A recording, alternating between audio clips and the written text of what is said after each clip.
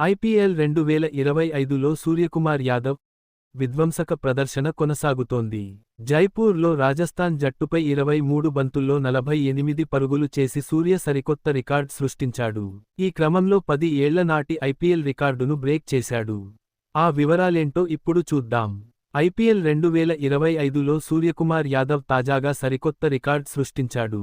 Mumbai Indians తరఫున ఆడుతున్న సూర్యకుమార్ వరుసగా 11 ఇన్నింగ్స్లలో 25 కంటే ఎక్కువ పరుగులు చేసి అరుదైన ఘనతను దక్కించుకున్నాడు. అంతకుముందు ఈ రికార్డు 2014లో కోల్కతా నైట్ రైడర్స్ తరఫున ఆడిన రాబిన్ ఉతప్ప పేరిట ఉండేది. అతను 10 ఇన్నింగ్స్లలో ఈ ఘనత సాధించాడు.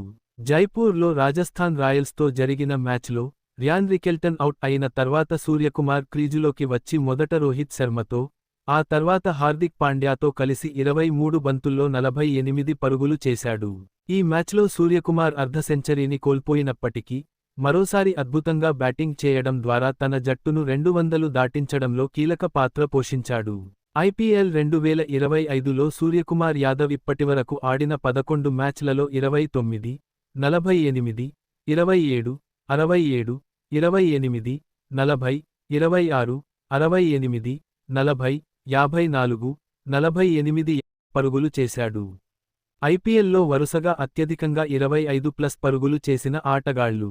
11 ఇన్నింగ్స్లు సూర్యకుమార్ యాదవ్ 2025, 10 ఇన్నింగ్స్లు రాబిన్ ఉతప్ప 2014, 9 ఇన్నింగ్స్లు విరాట్ కోహ్లీ 2024 నుండి 25, 9 ఇన్నింగ్స్లు స్టీవ్ స్మిత్ 2016 నుండి 17, 9 ఇన్నింగ్స్లు సాయి సుదర్శన్ 2023 నుండి 24. మరిన్ని రికార్డులు.